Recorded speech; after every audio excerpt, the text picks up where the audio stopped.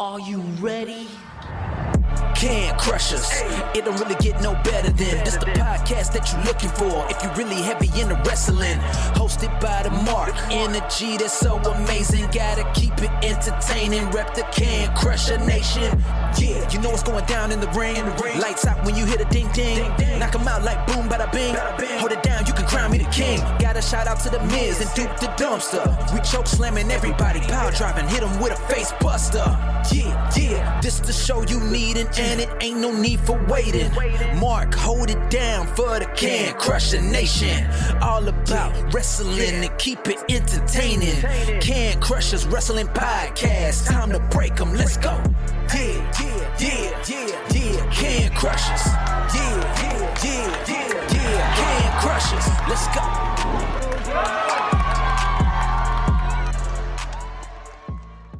This is Journey Underwood, your friendly neighborhood fire starter, and you are starting fires right now with Can Crusher Podcast. Ladies and gentlemen, boys and girls, children of all ages, welcome back to another Can Crushers Wrestling Spotlight. I am your host, Mark the Mark Martinez, and yeah, how about Journey Underwood bringing us to what would be his tag team partner? Yeah, I'm excited. Athan Promise coming on the show. Kind of a little Lost Boys reunion. Going to talk about a little bit of Athan, what's going on with him. I'm stoked. I really am. The Backbreak Kid.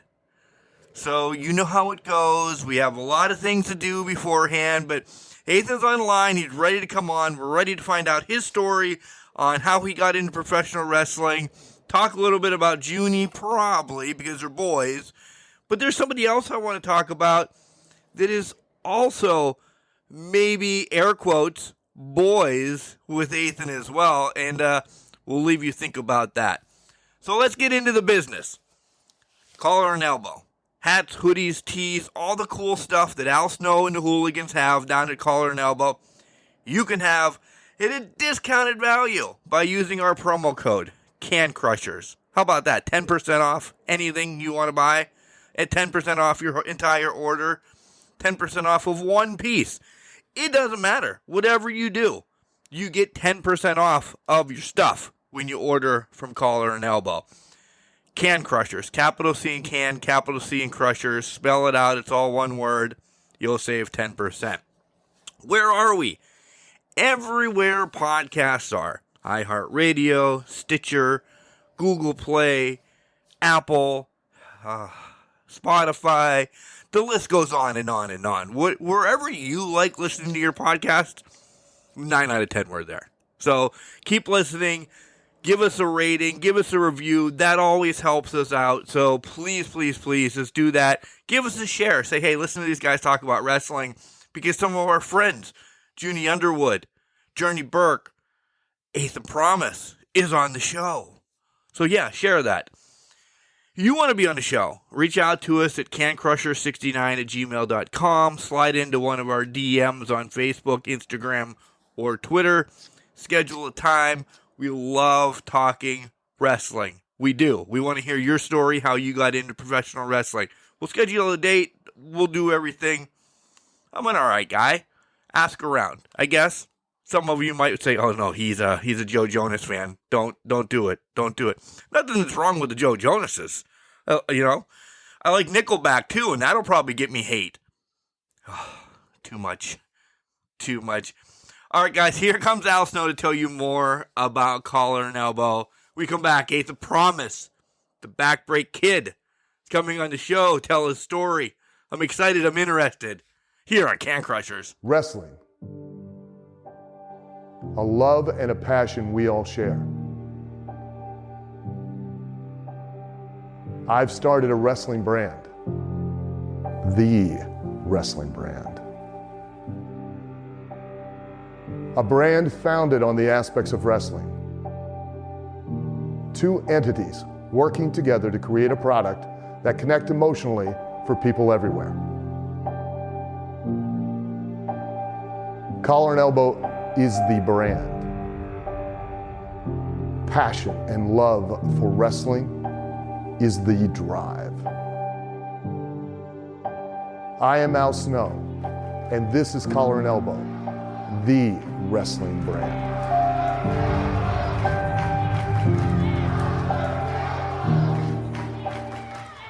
Hey everyone, it's Journey Burke, the Law of Attraction, and you're listening to the Can Crushers podcast.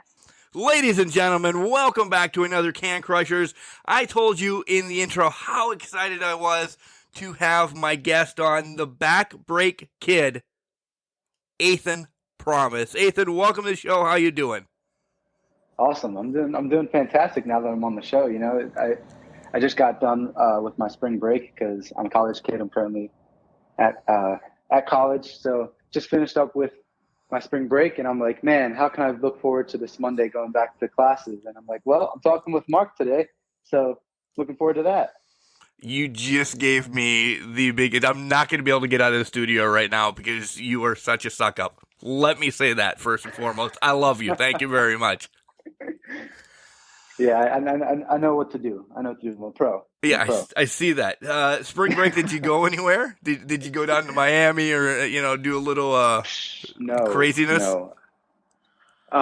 My spring break very much consisted of training, and then traveling for wrestling. So the start of my spring break, my tag partner, Junie Underwood, you had him on a couple of weeks ago. And even Journey Burke, you had her on a couple of months ago. And a car full of a couple others, including my good friend Miles Penn. Maybe you can try to get him on soon too. We all went down to West Virginia the first day of my spring break, that Saturday, and we wrestled at Real Shoot Wrestling down in West Virginia. That was a lot of fun. We took part in their March Madness tag team tournament, Junie and I, as the Lost Boys. Nice. And then that was Saturday.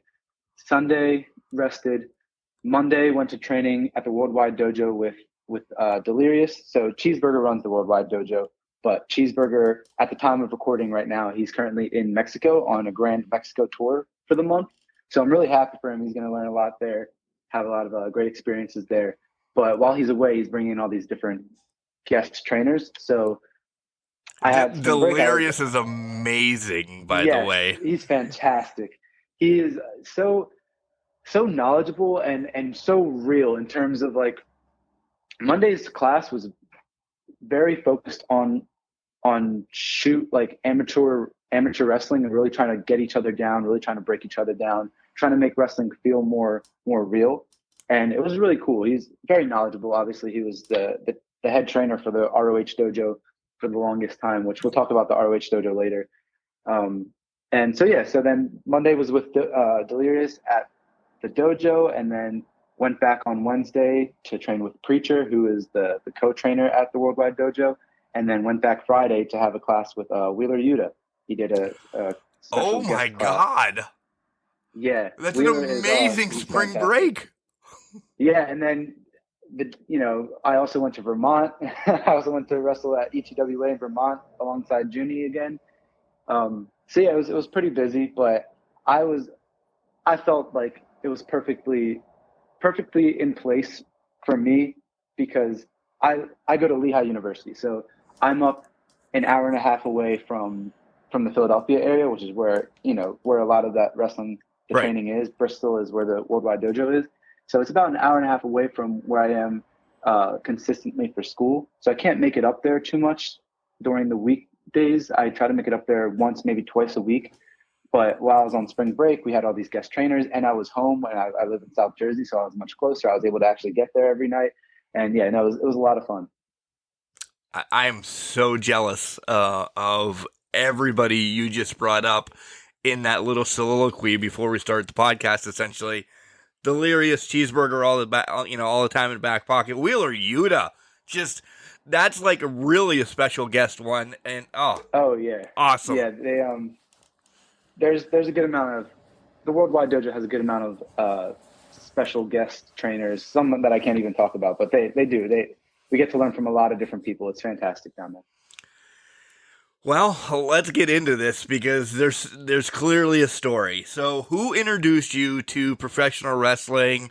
As a little guy and said, "Hey, watch this because you're going to be into it," because they just know. Yeah. So the exact person that I believe got me into wrestling, in terms of the one that I watched it with, as a very, small child was my father. I didn't grow up with my father though. It's just the first couple of years of my life, and we've been split from him ever since. But the one thing I can say he did do for me was introduce me to wrestling. And I think it was just honestly ever since I came out of the womb, and I know that might sound like cliche or silly, but I was born on a Monday, okay? I was born on Memorial Day, May 26, 2003. So I was born on a Monday. I was born at 8:46 p.m. You're freaking kidding me. I guarantee you, Raw was playing in that hospital room at 9 p.m. because I think at that time it was 9 to 11. Yeah.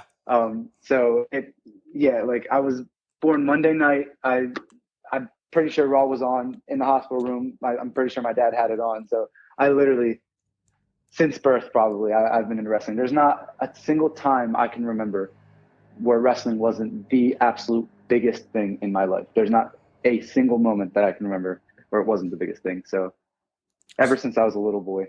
So everything you remember then, the video games, the action figures, oh my gosh, yeah, all of that is just encapsulated your life, because there's some people that never played a wrestling video, and that just blows my mind that they've never played a wrestling video game. I'm like, come on, they've been on it since Atari. So right. Let's talk about that. Did you collect all of that? Oh, absolutely. I was a big figure collector for a little while. I wouldn't even necessarily say collector because I didn't keep it in the boxes. I didn't really actually collect them. I just got them from Walmart or from Ringside Collectibles online and would play with my buddies. We'd always do these like really cool wrestling shows with all the figures, and we try to, we would work out like he'd get certain people, I'd get certain people. That way we didn't have a lot of doubles, and we would all have we'd have the biggest roster together that we could. But everything from like the actual full size figures to the little tiny micro brawler things to like there's these I don't know what they're called, but there's once upon a time where there's like they were probably an inch big, made out of plastic, inch big. They were really cool. I had a ton of them. I even had like a little elimination chamber for them, and the elimination chamber was probably the size of like smaller than like a computer, like smaller than a small little MacBook. I remember those ones. What were they called? I have no idea. But they were awesome. I loved them. I have no idea where they went. And it sucks because they were fun to play with. I would put them all in the elimination chamber. Me and my older brother, we would play all the time with them while we were watching wrestling or while we were playing wrestling games. Like you said, SmackDown versus Raw 2008 versus SmackDown versus Raw 2009. Even the Impact game. The Impact game was fantastic. It was actually. Pretty dope. Suicide. It really, yeah. So I would play all the time with the wrestling figures. That was really my escape because again, I don't want to talk too much about my father, but growing up with him, I had to stay in my room a lot. There wasn't much to do out in the living room. So when I was in my room, it was always playing with the wrestling figures. That was kind of my escape and putting the stories between them and promoting them. Basically, I feel like I'm a booker, a promoter at heart, and that's something I want to do way down the line. So I completely understand all of that. Me and my best friend, his mom and dad owned a pizza shop, and listen, I'm not going to say I'm piggybacking your story, but I'm putting two and two together that your story may be the same as my story. So I was always over his house with my wrestling figures, and we'd lay them out. And we had the LJNs, the big rubber ones and everything. So I wouldn't get the same ones that he would get. So he's like, I want Big John Studd to win tonight. And I'm like, no. Maybe SD Jones is going to beat him up, or the craziness in the hours. And then we came into high school when like the Mattel ones were out and everything. Of course, we both either worked at the pizza shop or another job. Right after we would close that, at 18, 19, now we're in college, we're going to Walmart at midnight when their truck is coming in, and we're ripping boxes opened to get the wrestling figure. We are those people. So, yes, I completely understand that. If there's only one Scott Hall figure, or actually it was Razor back then, if there's only one Razor, we would have, if there was TikTok or YouTube or anything back in the, the early 90s, we would probably be in prison. We would have the original wrestling matches in Walmart to figure out who got, Scott Hall or whoever. There was only one in that box. We'd get Right. thrown out of Walmart every other week or something. Guys, don't be assholes. Come back. This, that, and the other thing. We still got that case of wrestling figures, and we considered it a win. And our Walmart back then was about an hour and a half away. We didn't have one that close, so we're like driving all over the place. So yeah, that's dedicated. That's right. That's how either stupid or dedicated we are as wrestling fans, and I'm sure you were the same way. I wouldn't even call it stupid. I'd call it passionate. I mean, right. You were just so passionate, and I feel that. I definitely feel that. We, like my friend and I, this one time we went to Walmart, and he really wanted a Mark Henry figure because it had the World Heavyweight Championship, and like we'd always prioritize the boxes that came with accessories like championships or whatnot. So he really wanted the Mark Henry. He was at the time, or around that time, he was World Heavyweight Champion. And I had saw an Evan Bourne figure, and he was the tag team champion with Kofi Kingston, Air Boom. And I had saw the Evan Bourne figure, and I was like, Justin, we need to get Evan and Kofi. And he's like, no, but I want Mark Henry. And I was like, no. I was like, you need to listen to me. Evan Bourne, that is the coolest figure. It's an elite figure. We can do a whole bunch of like moonsaults and star and flips with him, and I was like, come on, we need to get it. And he was like, okay. So he ended up getting Kofi. I ended up getting Evan. He ended up getting Mark Henry later. But we would always just go with each other and try to get all the figures we could. It was a great time. Childhood, right? It's amazing. I look at them now, and I have stopped collecting figures. One, because they're so expensive now. And I know I have, and I'm not being an idiot or bragging, I have adult money, but I have adult money for podcasting, for going to trips and doing stupid stuff like that. I just can't imagine how much they went up in price. Like, wrestling figures, and I'm going to sound like your grandpa probably, back in my day were $5. Now they're $25, really? And nothing has changed. Yeah, they were cheap back then. Like, nothing has changed that you get in them.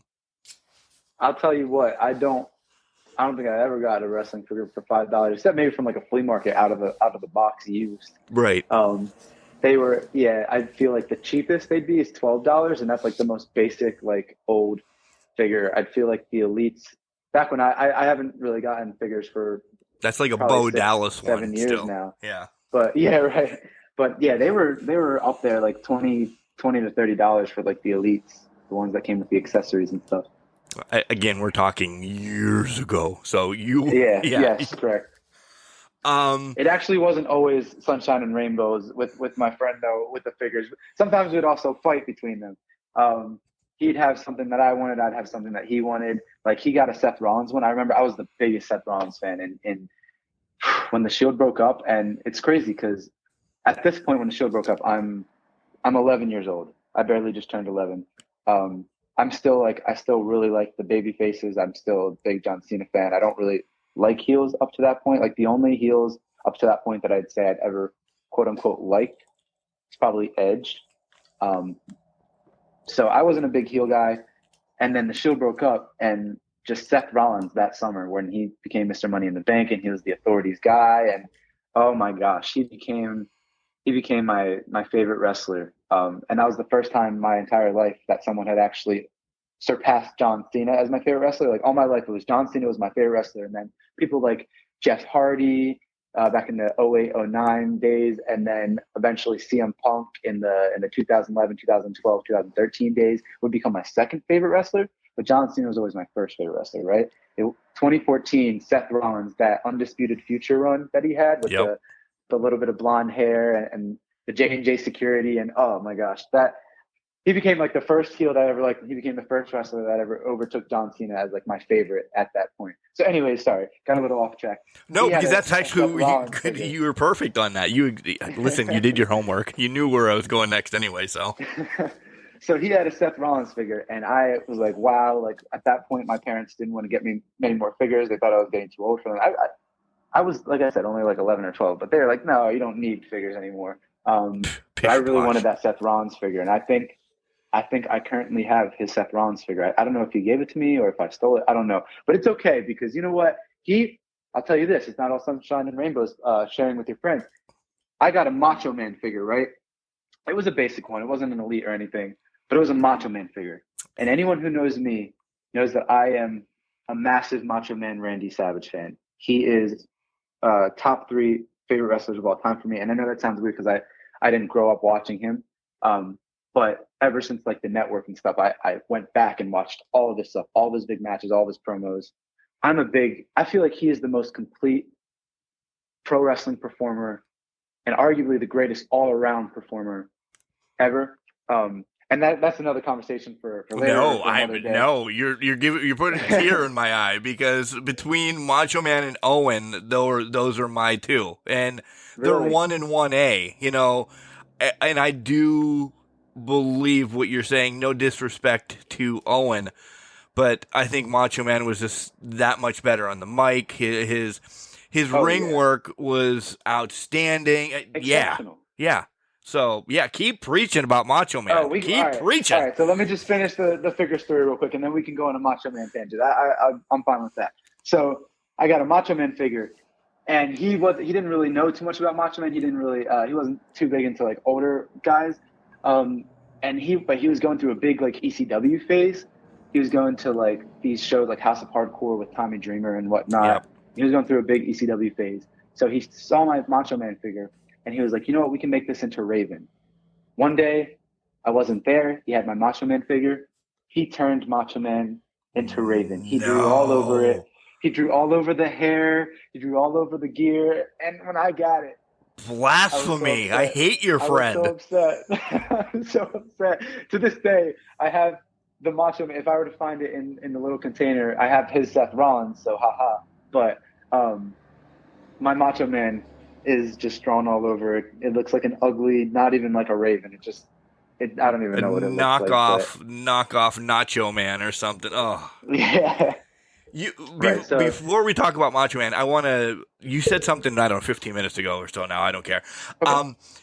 I don't understand the people that keep stuff in boxes as kids. Like, how did they know to be a collector and again, I'm going to throw it back in my era, like the 80s. Why would people, save toys back then? I'm like, you're crazy. Play with them. I don't know, right? And all right, so I mean, I can see it for like things like pop vinyls, where like it's more of an aesthetic thing if they're in the box, and you can't really like play with them. But like action figures, I have no clue why you'd keep it in the box. I mean, how are you gonna you have the ring. Right. You probably make a stage with cardboard boxes or with whatever, with your couch, with your cushions. How could you not rip them out of the box and start doing moves with them, start totally wrestling with them, like having them DDT and Hurricane Rana each other? They're meant to be played with, not to stay in a box and just wither. Have you not watched Toy Story? That Toy Story is the truest Disney movie out there. Not a one toy wants to be in a box their whole life. Right. As a kid, I don't know. I wouldn't understand that. But as an adult, I know the major wrestling podcasts and their figures. I know that they do that for like a living. They collect. Oh yeah. And talk about it in reviews. So no disrespect to that. No and disrespect. As an adult, I know you probably have. Yeah. Yeah, you probably have less time to actually play with the toys. But as a kid, no. As a kid, I don't understand it. That's ridiculous. Yeah. All right, so we talked about some of your favorites. We're going to go right back to Macho Man. Don't worry. You got Cena as a young guy. Of course, Jeff Hardy. Punk made it on the list, which that one shocks me because that wasn't the greatest of Punk stuff. But he made your list. I'm happy for it because I'm a huge Punk fan as well. I'll tell you why when you're finished your. No, that's fine. I do want to know how you did. You said you got the network and you trickle back and you watch Macho Man stuff, but how did you really find Macho Man stuff? Because it's the WWE Network. They don't really put a lot of emphasis on Macho Man. I mean, he's been in a lot of. That makes me upset. Exactly. Go ahead. I want to know this story. So with Macho Man, I'm a student of the game. Like, I am very big into the history of wrestling. Ever since I got access to YouTube and then eventually the network, it's just, and then DVDs as well. It's just, I've always tried to go back and watch old stuff, try to understand the history of it all the way back from the territory days. Like, I watched some AWA stuff with Vern Gagne and it was Hulk Hogan before he went to WWF, and the Rockers. And so some AWA stuff, some Georgia Championship Wrestling, just like ever since the territories, right? Like I would go back and watch all that stuff, try to get a complete picture. I'm listening to this audiobook on Audible called Death of the Territories. Yes. Um, That's amazing, by the way. Yeah, it's very informative. It's a thick read, or thick listen. It is. I should say. Real quick, what was your favorite territory? I'm going to jump all over the place. You're going to be like, holy Christ, this guy can't even keep his mind on one thing. I mean, all right. I'm from the Northeast. I'm from the New Jersey, New York, Pennsylvania area. Also, I grew up a WWE fan way after the territories were done. So, like, biasness, I'd say the WWF with Vince McMahon Sr. But aside from that, if you're not counting that, because that eventually was handed down to Vince and he expanded. Aside from that, I'd probably say the AWA. Yeah. I don't know why. That's we fight. We have a ton of friends. Clearly, wrestling people are just tons of friends you just meet everywhere. And like my little network, even of what I graduated with, one is a Mid-South, one is world class with the Von Erichs, one is, Georgia Championship, and I am the AWA guy. So we all kind of like our own little things, and it is because of, Scott Hall, Shawn Michaels, Kurt Hennig, Vern Gagne. Exactly. All of those. Exactly. So, okay, go ahead. I'm sorry. Finish your story. I told you, I'm a gnat. No, and I mean, no, I did like the Georgia Championship Wrestling in Mid-South, but no, I'd probably say I'm an AWA guy if I had to choose one. But anyways, so where were we? Oh yeah, so student of the game, just always try to come up with the history, and then from the territory days, we go into the WWF days, and then the Rock and Wrestling, and then WCW and the Monday Night Wars, and just all the way. Like I've studied all the way through it, right, through and through. And when I was little, I would have my parents had this friend, and he would always introduce me to different things. Like he introduced me to the TV show The Wonder Years, which is the greatest. It's probably my all-time favorite TV show. I've watched it the whole series a couple times over now. He introduced me to a lot of things, a lot of movies, a lot of TV shows, but he was a big wrestling fan. We'd watch like WrestleManias and Royal Rumbles at his house, or he'd come over to our house, etc. And he would have this app. He had this app where it was like a Macho Man like soundbite thing, where you could just press on a button and it would give you a different Macho Man soundbite. And that's probably like the first time I was introduced to him. He'd play the Snap Into a Slim Jim one, and then he'd play the Cream of the Crop. Yeah, exactly. And oh my gosh, the Tower of Power, Too Sweet to Be Sour. I'm funky like a monkey. Yes. Like sky's the limit and space is the place. Yeah. He'd play stuff like that, and so I always thought that was funny, and he'd show me clips of him and his promos, and I was just enamored by his promos and his personality, the color and the charisma.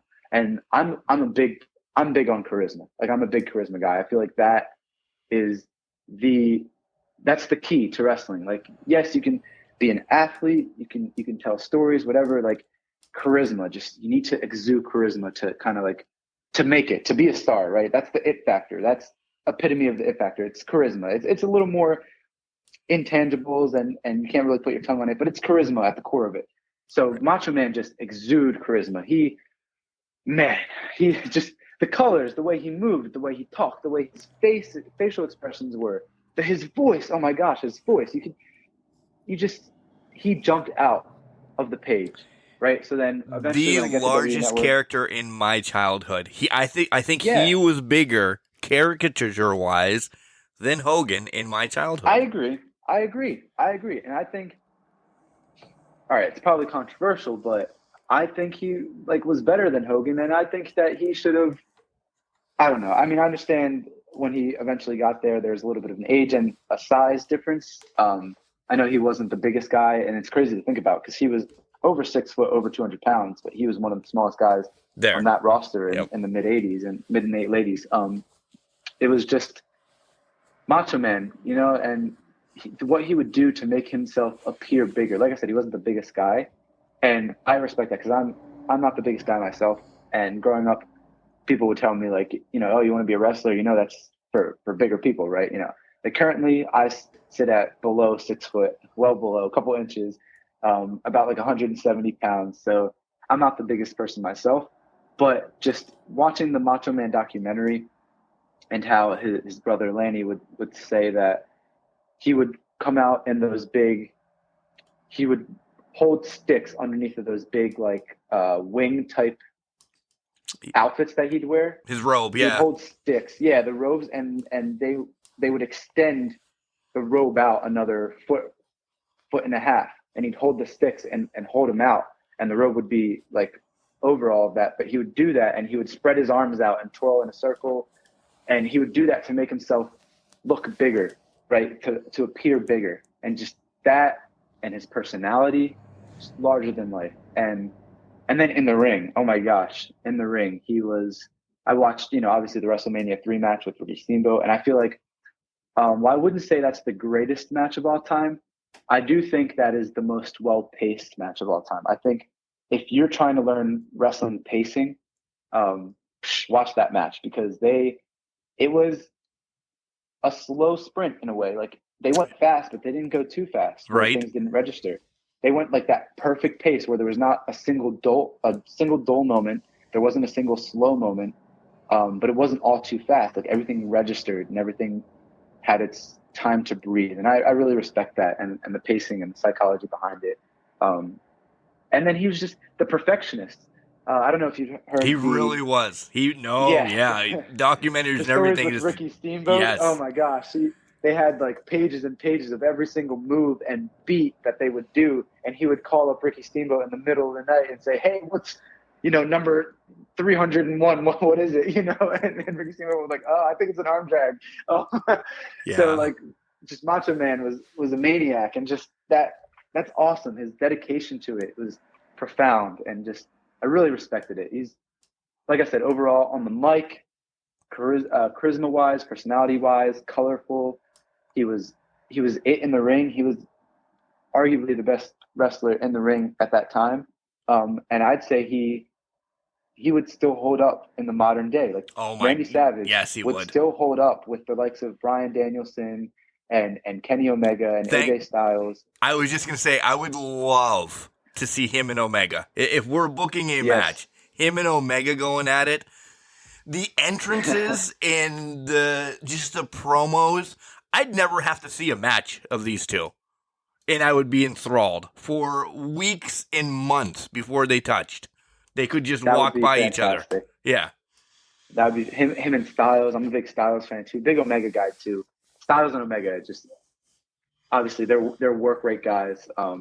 And again, as a smaller person myself, the personality, obviously you have to have a larger than life personality, but like, I'm not stupid. I know that smaller guys more so get noticed with their work rate, and that's historically how it's been. And just, I'm an athlete, so I respect that. But yeah, Macho Man, the best. And then in terms of CM Punk, if we were to switch to CM Punk for a moment, yeah, I think it was really the straight edge stuff. I mean, he used it as a heel for a while, but then in his 2012 run when he was babyface as champion, just the X's on the hands, like my friend, the same one that I shared the figures with, Justin, my friend and I would always draw X's on our hands, and we'd made a vow to each other. We're never going to drink. We're never going to smoke. And that wasn't all because of Punk. Like, I have, in my family, there's people that have, gone down bad paths with drugs and alcohol, and in my friend's family. So we kind of made a pact with each other that we would never do drugs. And I really mean that. Like, I'm only 19 years old. I legally can't even drink yet. But like, people are like, oh, wait until you get of age. You'll take a sip and you'll drink. And it's like, no, I won't. Like, I firmly will not. I will not do anything. I don't even take medicine. I don't even take medicine to like Tylenol and Advil. I don't even know what the difference between the two is, because I don't take that stuff. I'm totally like through and through 1000% straight edge. And I think Punk, while he didn't start that and he wasn't the reason that he was really like the first wrestler that embraced it. Cause I know there's the history of drug abuse in wrestling, right, and whatnot. And he just said no. And he was unapologetic. He said, I'm straight edge. And in a way he was like, I'm better than you because of it. And I was like, you're right. Like, just like you don't have to do that stuff. And it's so cool that you can kind of like scream it from the rooftops, yes, and be yourself about it. And so I fell in love with that aspect, and just his work on the mic, the pipe bomb, obviously, his jabs that he had with The Rock, that 2013 run that they had, just all of that. I was a big Punk fan at that time. First and foremost, keep that whole straight edge. And I'm not saying moniker or whatever. Dude, keep that alive. You don't need alcohol. You don't need drugs. Trust me. Yeah. I have a drink every once in a while. Whatever. Do Yeah. you? But you don't need it. Drugs, I'm a strong advocate against all of those. So, yes, I've never had a drug in my life either. Pretty happy about that. At the age of 45, cool. That's great. Shit, I'm actually 46. 46. Oh, yeah, because the birthday recently. Yeah, Happy whatever. belated birthday for people that don't know. Thank you. I don't have a brain. But, dude, you don't need any of that. You don't. Don't try. If you get an injury, suck it up and rub dirt on it. I know that's not always the easiest thing because those painkillers are bad, man. I've seen it in my family and friends as well. Once they get on you, I don't care. Your life's over, and it destroys families. And listen, I want to preface it by saying, like, no disrespect to those that do drink every once in a while. No disrespect to those that do, smoke a cigarette or smoke weed every once in a while. Like, that's you. I'm not saying that, like, I'm against you because of it. No, that's not what I'm saying.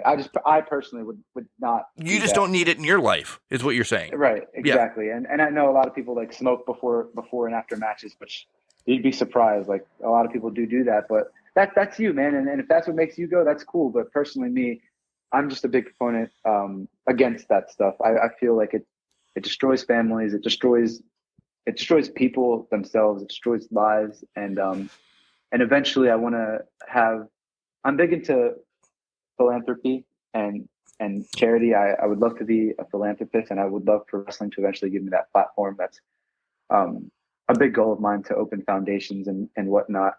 And one of the biggest things I think I'm going to do in terms of that is anti-drug awareness, right, and whatnot, and advocacy. I love all of that. Please, let's baby steps, and let's do this together, because I will support you 9,000,000% on all of this, because this is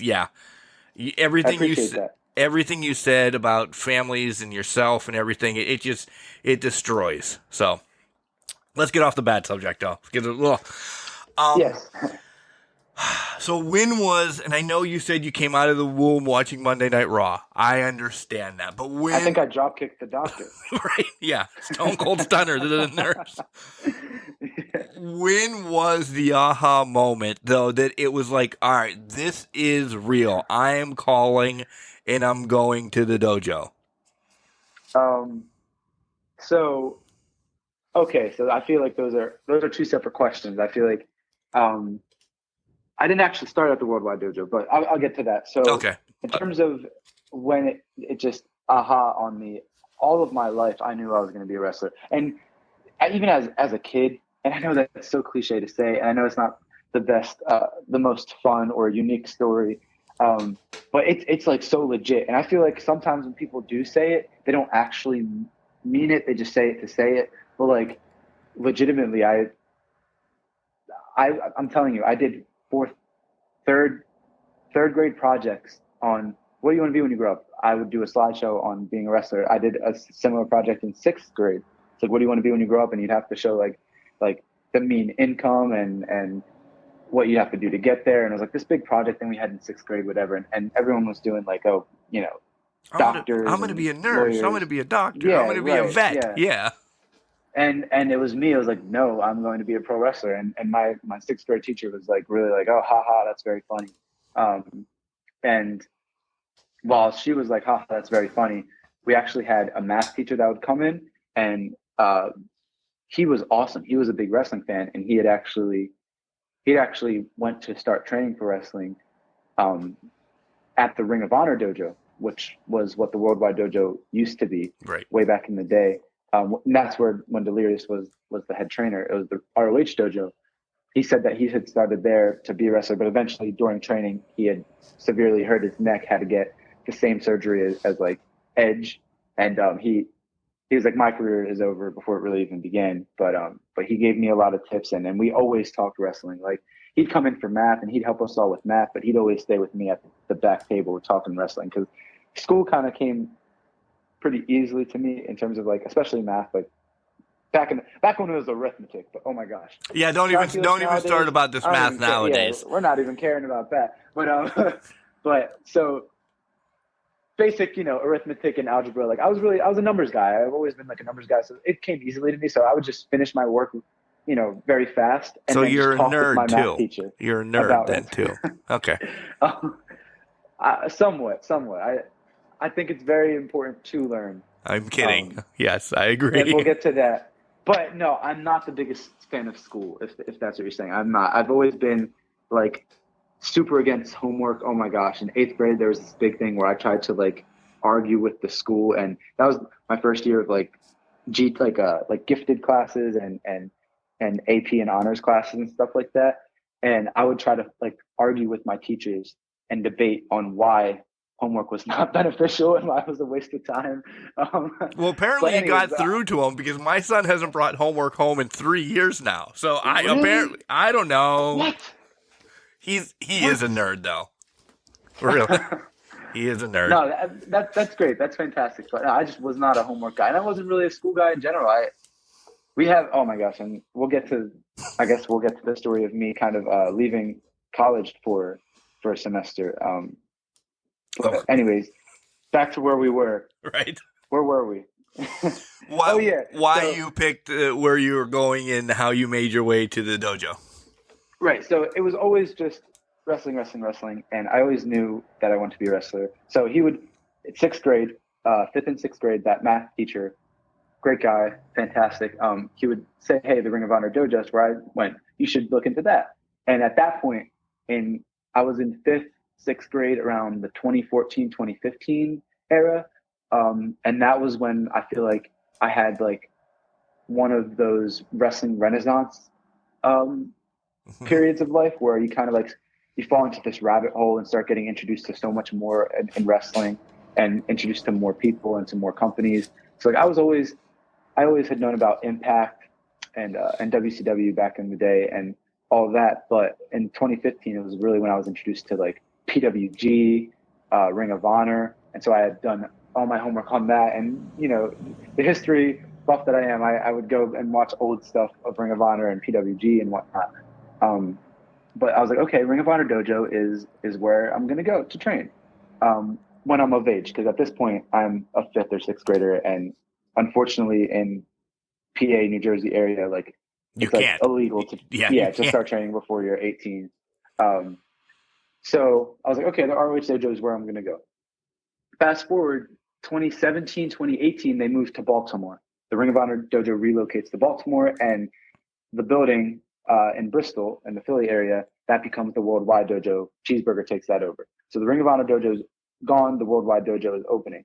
But then in 2019, I was getting super close. I'm 16 at this point. I'm like, all right, I really got to start doing my research, start reaching out to people. And I know I can't do it for another year or two, but like now's the time to start getting the foot in the door, right? So 2019, it was the summer of 2019 in July. I listened to like a Not Sam Wrestling podcast or something and was introduced to Mike Quackenbush and the Wrestle Factory. And he was a very knowledgeable person and had shared a lot. I was like, okay, this is someone that I probably want to learn from. Just his knowledge is insane. So I looked into the Wrestle Factory, and then I went to an Evolve show, right? It was the Evolve 10th anniversary show in 2019. And that was the one that was like broadcasted on the WWE network. That was in Philadelphia. So at the 2300 Arena. And we would, my friend Justin, when I do the figures with, and then my friend who currently trains with me and is a fellow Lost Boy with me. His name is Miles Penn, Junie Underwood, Ryan Rise, and Miles Penn. Those three and we formed the Lost Boys. It's We'll get there. Yeah. Yes. Okay. Yeah. Awesome. So Miles Penn at that time, I met him in 8th grade, and great friend of mine, or I met him in 7th grade. I'm sorry, great friend of mine. We went to that show together, and we had gotten these like tickets to where we could meet the wrestlers afterwards. And so we met like Adam Cole and Johnny Gargano and Tommaso Ciampa, Matt Riddle, Akira Tozawa, a young Austin Theory, an Eddie Kingston, an AR Fox, so to say. And AR Fox, that's another thing, because Speedball and AR Fox was a whole thing with Georgia that we might get to. So it was just really cool meeting all these people. So, and then we also Drew Gulak, right? And Drew Gulak at the time was the cruiserweight champion. We approached him and we're like, hey, Drew, we had this match, my friend Miles and I, we'd had this match in our acting class because we took acting classes in high school for wrestling. And one of the projects was like, it was what makes you creative, and you have to show that just however you so please, whether it be like a skit, a presentation, like a slideshow, whatever you wanted. Miles and I were like, we're going to do a wrestling match in front of our acting class. And so we did like a 2-minute wrestling match. It was very, very fun, very brutal. But we showed it to Drew Gulak and we're like, hey, can you critique this? Tell us what we can do, blah, blah, blah. This is before we even started wrestling training. And he was like, yeah, all those moves look really cool and stuff. But he was like, it seems like a dance. He was like, it seems very like a choreographed dance. He was like, what's the story, might I ask? And Miles and I looked at each other and we were like, the story. We were like, the story is that we wanted to show off to our acting class that, you know, we were a big wrestling fan. And he was like, okay, so he's like, character and story is big. He said, I'd very much recommend where he trained. He was like, the Wrestle Factory, look into that. And that was around the time where I got introduced to the Wrestle Factory. I was like, you know what? Yeah, that's awesome. So I looked into it. Ultimately, I was still too young to train, but I reached out to Mike Quackenbush. He had a seminar going on about, I believe it was about promos. There's one about promos and one about character work. So I reached out to him. He's like, yeah, we can come to promo, to the seminar. So I went to the seminar. And I actually missed my amateur wrestling like divisional round. No way. Yeah. So we had decided Miles was to go to that. And I was to go to the seminar. He was a starter at this point on the wrestling team. I wasn't. And I know you'll probably ask this, and I'm sorry for bouncing all over. But no, I don't care. But go. In middle school and high school, and all my life, just all throughout school, I'd always do things for wrestling. It was always for wrestling. What can help me out for wrestling, right? Like everything that I did, if it didn't benefit me in terms of wrestling, I didn't care for it too much. So I did sports. I did football, track, long distance track. So, you know, to get the stamina up, the endurance, and amateur wrestling, right? So amateur wrestling all and acting class or drama or whatever. Yeah. Okay, go ahead. Right. And then eventually when we got to high school, I took acting classes, broadcasting classes. I did theater. So my freshman year of high school, I was a starter. This was before theater. I was a starter freshman year. Sophomore year, Miles and I actually did not wrestle because that was the year that we had to go to a different building for wrestling. But it was also the first year that we had started theater and we were in a musical. And we're like, listen, with the musical and having to go to a different building for wrestling, we're going to take a year off of wrestling. We're going to focus on theater. So freshman year, I was a starter. Sophomore year, I didn't do wrestling because I was focusing on theater. It was my first year of theater. Then junior year, and that's where we're at right now with the 2019, that whole the seminar time. It was junior year, and Miles was a starter on the wrestling team, and I had kind of gave up my starting position in a way. I had determined that it was the biggest benefit for the team had I not been a starter, because I had landed a lead role in the musical. It was The Hunchback of Notre Dame, and I was playing Phoebus, the soldier, Esmeralda's love interest. Nice. And so I had big responsibilities with that. And Miles was also in that musical, but he was a lesser part, so he was able to delegate more time to wrestling because he didn't have to delegate as much time to theater. Whereas since I had become a lead in the musical, I was like, I can't be a lead and a starter for the wrestling team. It's just because anyone that knows amateur wrestling and musical theater, you'd know that like not the gonna spring happen. musical, yeah, the spring musical is literally you do that in the winter, like between January and March, right? And wrestling season is between December and March. Like they're simultaneous. But I balanced it the absolute best I could. I'd do half at rehearsal, half at practice. And when I was at rehearsal, like my my theater teacher and the director, they were big fans. They were very supportive of like Miles and I doing wrestling as well. So they allowed us to get our stuff out of the way and rehearsal early, go to wrestling practice. It was very split. But since it was split, I knew I couldn't be a starter anymore. So I kind of went back to JV. Like I still wrestled because I still loved it and stuff. It's just I couldn't commit as much time to the team, right? Right. So while he was a starter, he decided to go to the divisional round, and I was like, you know what? I was invited to, as you know, I could have gone. But I was like, I'm going to not do that because I have a professional wrestling seminar that I would rather go to. That's awesome.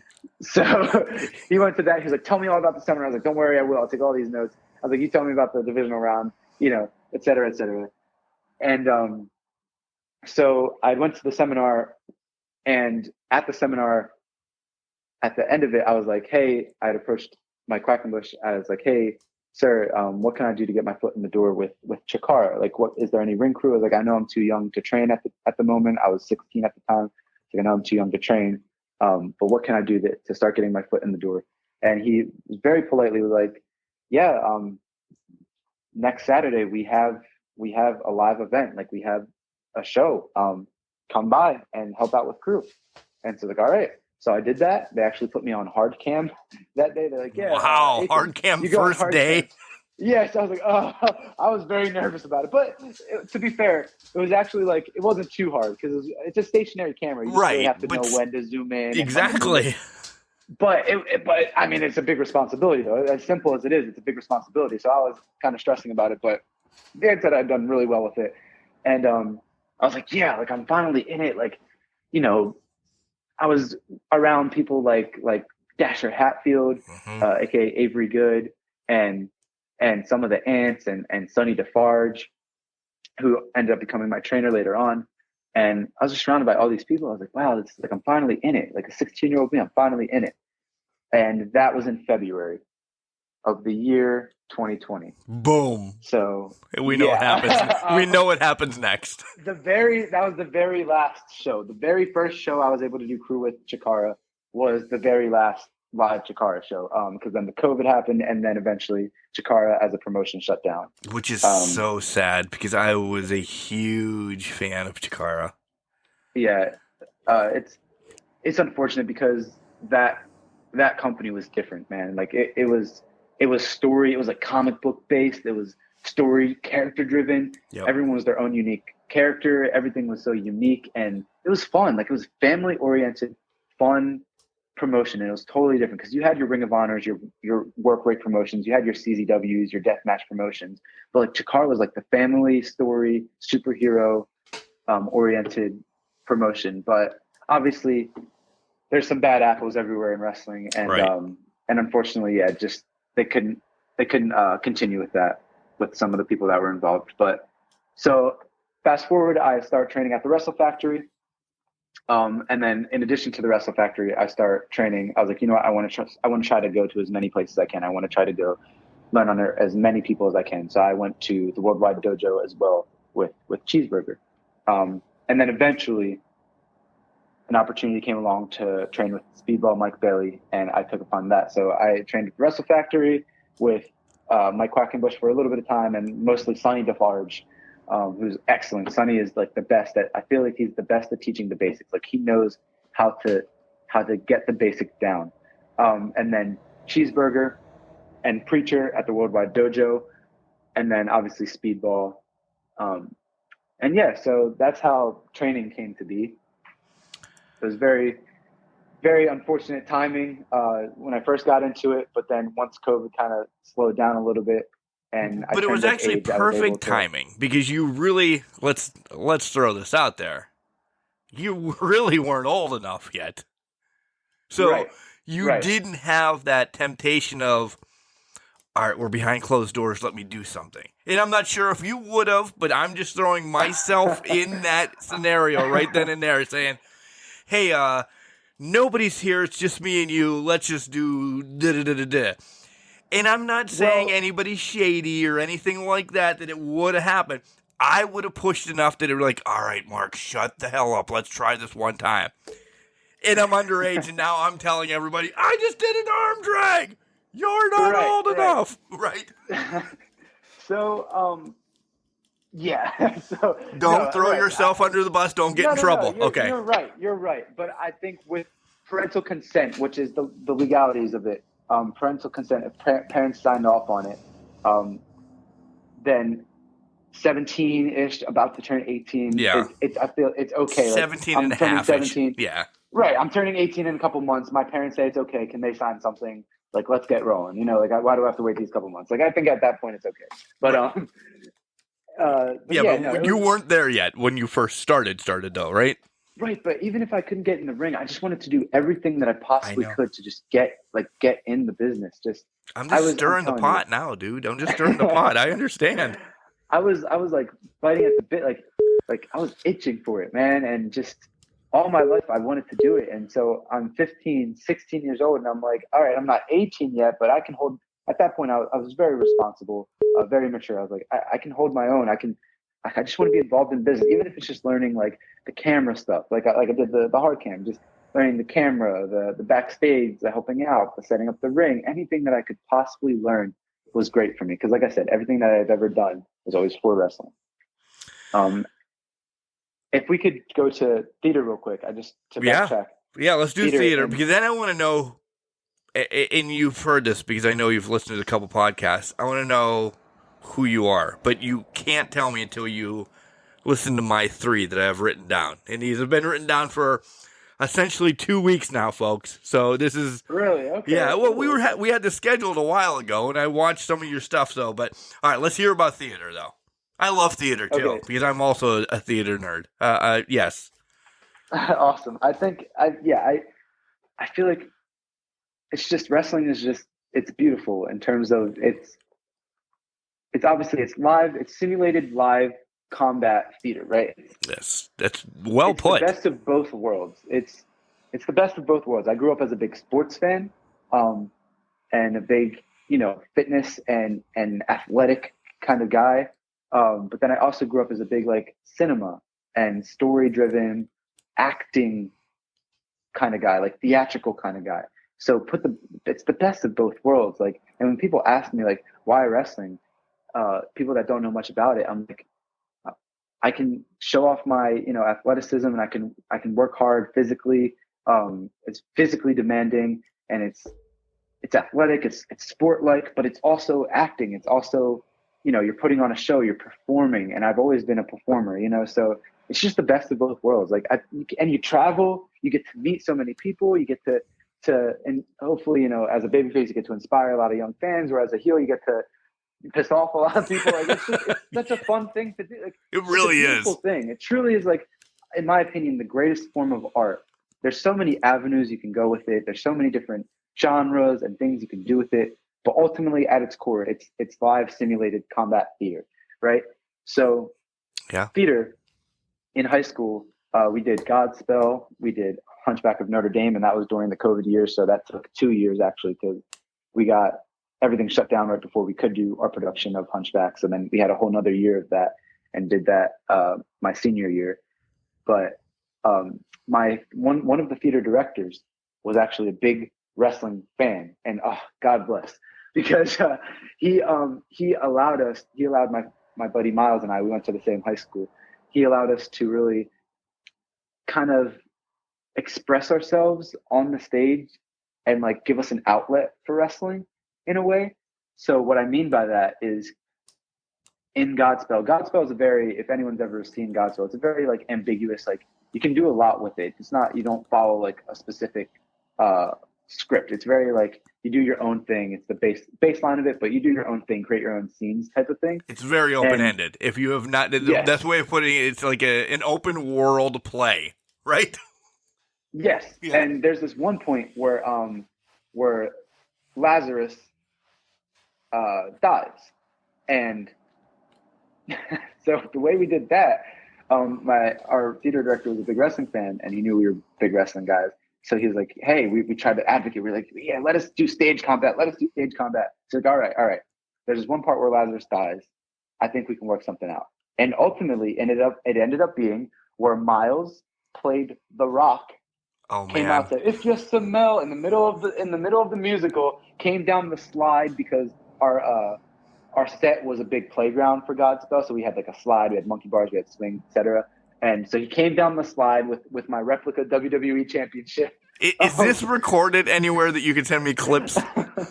I would try to find it. I'd have to reach out to my old theater directors to try to find it because I don't think it's anywhere publicly posted. Oh, it So I'll try to should be find it for though. you. It should be. It sounds like it should be. So he slides down the slide, and I play Lazarus, and I'm trying to like get out of it. I'm like, whoa, what's going on here? And then everyone surrounds us with jump ropes for the ropes, like in a square Yes. with jump ropes. And he's like, "What's your name?" And I'm like, Lazarus. And he's like, "It doesn't matter what your name is." And everyone's like, "Oh." And he's like, "Ring the bell." And I'm like, "What bell? What do you mean?" And I'm trying to get out of there. So Lazarus is. And ultimately, it ends up like he goes for a line. I duck it. We tussle a little bit. I hit him with a stunner to kind of like call back to the Stone Cold and the Rock thing. He hits me with a people's elbow, and that's how he kills Lazarus. 1, 2, 3. Lazarus dies. The Rock kills Lazarus in our Godspell production. It was very fun. Oh, Very that sounds fun. amazing. Please reach out. I'd love that. I would not share it. Oh, yeah, right. No, I would not. This needs to be seen. That'd be so awesome. That'd be so awesome. I'll try to get that. That's actually, that's something that the world probably should see. At least you need a copy of it for, your documentary in years to come. Because that's your first thing. Yeah.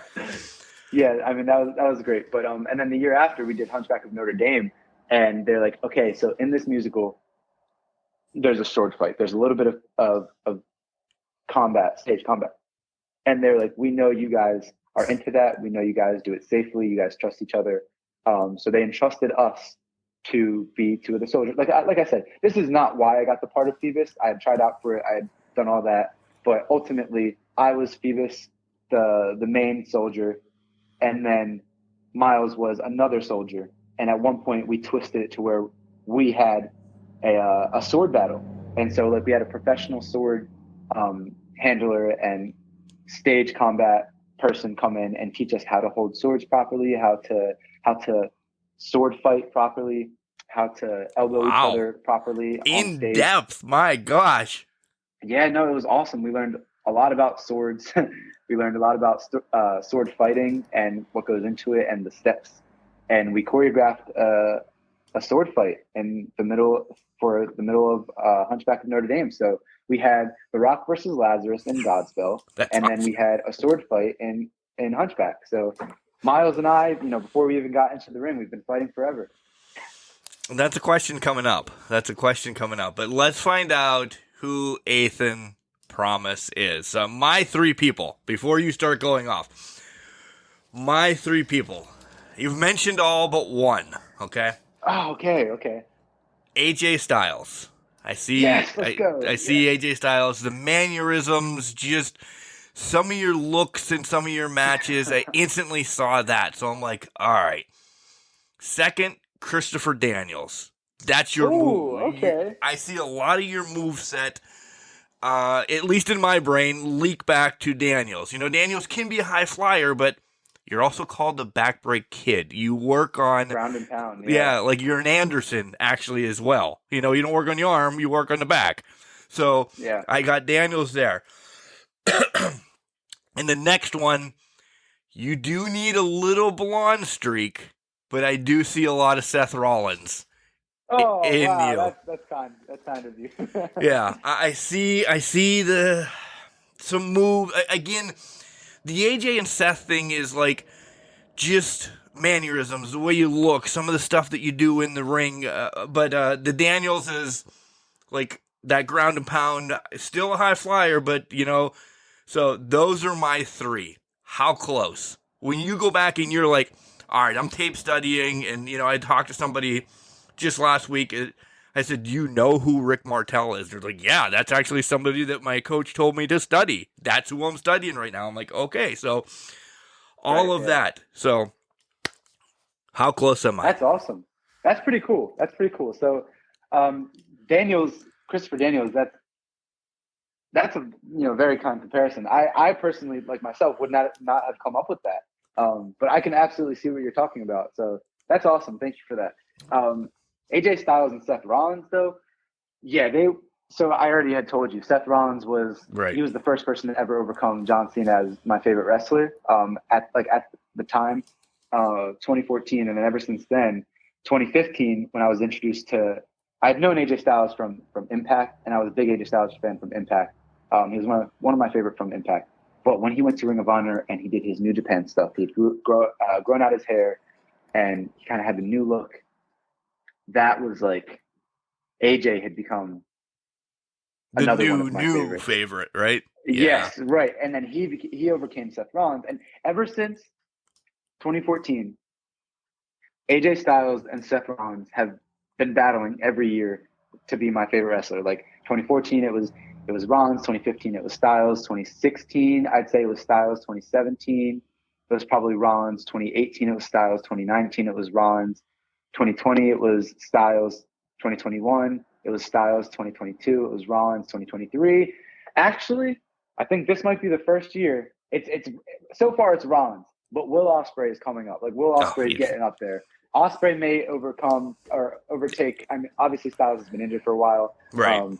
Rollins has been doing fantastic work, but Ospreay's creeping up. Like 2022, 2023, Ospreay's going up there too. Oh no, Will Ospreay's creeping up because he's not one of the greatest in the world. So yeah, that's not a bad thing to have him creeping up in your back pocket. No, like I've since 2015 when I was introduced to like British wrestling and PWG, I've been an Ospreay fan. But again, just the biasness, Rollins and Styles. Like for example, my 2019 Wrestler of the Year was Will Ospreay, and Seth Rollins was right behind him. But just in terms of like my favorites, he has never been my favorite. But no, he's just so good. He's operating on another level, and it's to the point where Will Ospreay is. We knew he was good in the ring. We knew he could do whatever you needed him to do in the ring. But within the last couple of years, he's really grown as a performer and as a storyteller. Like the match that he had with Michael Oku in Rev Pro, and then the matches that he had with the whole storyline that he had with Okada and Ibushi and Shingo Takagi. Oh my gosh! And then just with Omega, it's the stories within the stories that he's telling now. Yes, and he has really grown as an overall performer. Like he can tell a story as well as just about anyone, if not better than most people, honestly, nowadays. So he's really come into like the complete package. Ospreay is incredible. I think he's the best wrestler in the world right now. Many would not disagree with you. I agree. Yeah. I agree. Seth Rollins, though, like back in the 2014, 2015 time, I would wrestle with my friends and, we wrestle in school. That was like around the time that I had the math teacher who was a wrestling fan. So he'd kind of like turn the other way when we were wrestling in the hallways or whatever. We'd wrestle in school. We'd wrestle during recess. We'd wrestle after school. We'd always go to I wish I would have went to your high school. Clearly, it was allowed to do anything. It was like a free-for-all. No, I'm kidding. So that was 2015. It wasn't high school yet. It was it was middle school, like elementary school. It was like elementary, middle school. In terms of high school, no. Miles and I went to high school together, and we have this story where we started wrestling during track season.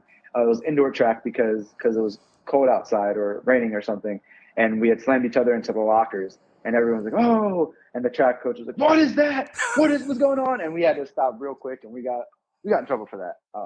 Well, it's about time because the shenanigans that you guys have been pulling on since elementary school, then you should get in trouble at least once.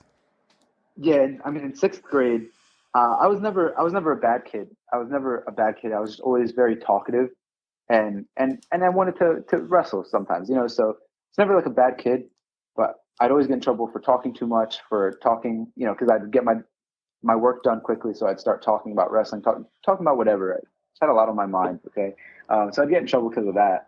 But in sixth grade, oh my gosh, personal life, like. I had a detention every other week, and it was either for talking during class or for wrestling with my friend Tyler. We did get in trouble for it, but my math teacher didn't really mind it because he understood. Right. But when I would wrestle with him, I would always kind of do the Seth Rollins moveset, and so I think that kind of I try to stray away from too much of his moveset now, kind of come up with my own stuff, but just the way he carries himself and the way he wrestles, just the way he flows everything together, I feel like I have emulated Rollins a little bit. So Rollins and Styles, like you hit the nail on the head there. I would say other people, I'd say Finn Balor in terms of my style. I do a lot of double foot stomps. Yep. And Balor-esque drop kicks. Like I do this corner drop kick, which is like a Balor / Katsuyori Shibata style drop kick.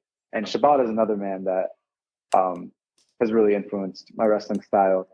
And then aside from that, I mean, I know if we're only sticking to 3 people, I'd say mainly it's like Styles, Balor, and either Rollins or Omega. But also like Shawn Michaels, Eddie Guerrero, 2 smaller guys that had to get over with their I can actually throw rate. Adam Cole in there too. I mean, he's a little dude. Adam Cole, yeah, excellent, yeah, and that's awesome. I feel very like elated that you'd compare me to two of my favorites. So that's awesome. Thank you very much. And then Christopher Daniels, wouldn't have thought of that, but I can absolutely see it. You're right, because the backbreak kid, you know, it's more than, I'm a smaller guy, so I fly around when I have to, and I fly around sometimes, but I do a lot of ground and pound too. Yeah. I work the back, and the reason for that is because as a smaller guy, like I did Krav Maga earlier on in my life, which is like Israeli and self-defense. Okay. And they would always teach us, don't allow your opponent to get to your back, because the back is, they'd call it the death zone, like the death area,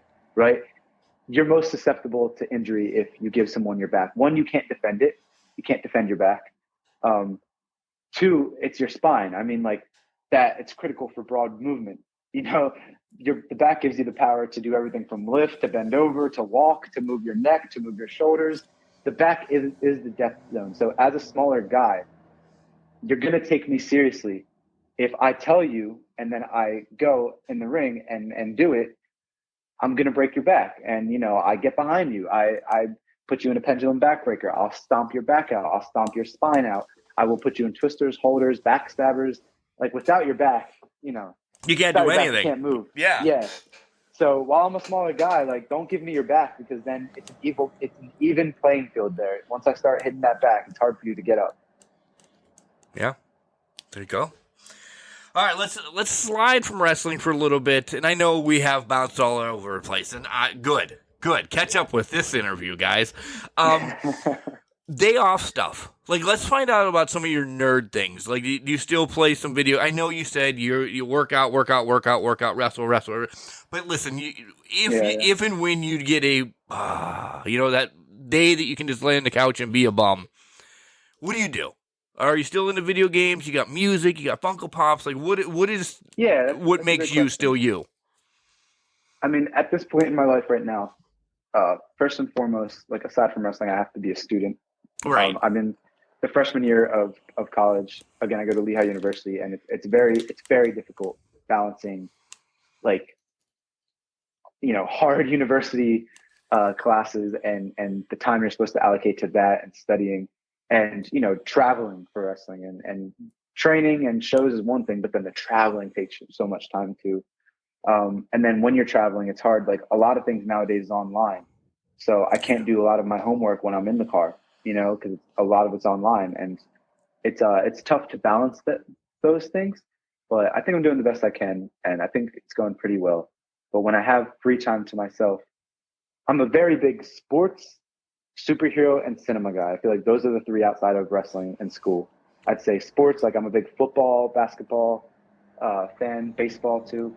All Philadelphia sports? Like, are we ending this conversation real quick? We are ending this conversation then real quick. Yes, all Philadelphia sports through and through. I'm 4 for 4. I'm talking Eagles fan through and through. I'm talking Phillies, Sixers fan through and through. However, I'm not like one of those people that's like, it's Philly sports or nothing. Like, for example, basketball, I really like the Warriors, and I'll say that because they got me into basketball. Like Steph Curry, one of my favorite athletes ever. That team back in the day, like the 2015, 2016 Warriors, when they were running the Western Conference. And I know it's like, oh, well, they were the good team. It's like, no, it's not about that. It's about they were fun to watch. I always viewed basketball as like a boring sport, Right. but the Warriors really made it fun for me to watch. They changed the game. They really did. That's my how fun Chicago the games Bulls. were. That's my Chicago right, Bulls with exactly. Jordan and Pippen and Grant and Rodman. Yeah. So yes, Exactly. I understand Steph that. and Clay and Draymond, they changed the game for me, and it went from boring to really fun.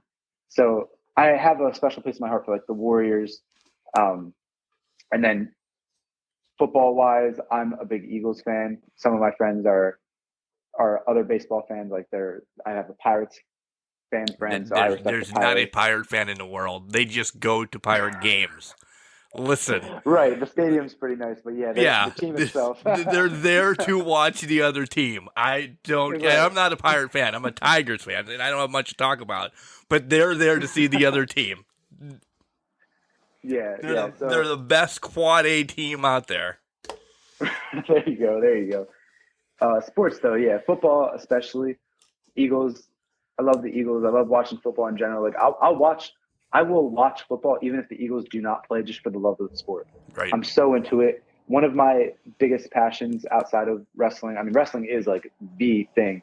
But when my career starts to wind down, I want to stay in the business. I told you I have a promoter's mindset and a booker's heart, and I would love to. I have big aspirations to one day open a wrestling school, and a chain of wrestling schools. Actually, the plan is for 3. Junie and I have been talking, maybe potentially being business partners down the line and opening one in like the Philadelphia, New Jersey, South Jersey area, one in the North Carolina area. That's where he's from. And then one in like the Florida, Georgia area. Cause that's where that's where I would like to be in the future. I'd like to move down to the Georgia area to live there. So yeah, just wrestling training and teaching people like all about it, students of the game again. So those are big aspirations. But outside of those, like I would love to do some sports like analysis and broadcasting one day. Yeah. So sports is a big thing for me. And then aside from sports, superheroes, Marvel, DC, that goes hand in hand. That goes hand in hand with wrestling. Let me tell you, because it doesn't matter. Yeah. Everybody likes some type of superhero. It doesn't matter. You know, I'm throwing her out there because I love her. Journey Burke's going to say, yeah, I like Willow, or I don't know. I don't remember what she said she liked, but it's the storytelling aspect. It's the good versus the bad. It's the superhero versus the anti-hero. The characters, right? Yeah. Wrestling and Marvel, DC, all of that, comics, as I'm putting the air quotes around comics, stuff goes hand in hand. Yeah. Absolutely. What movies, though?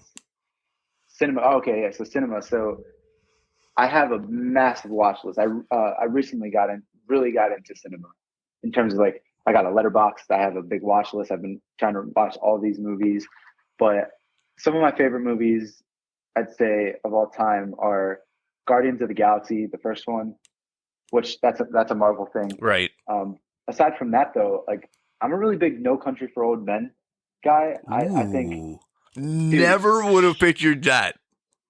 Dude, Javier Bardem as Anton Chigurh in that, like some of the best acting. I appreciate good acting. Like you do. Yeah, you do. You know that? Yeah, you do.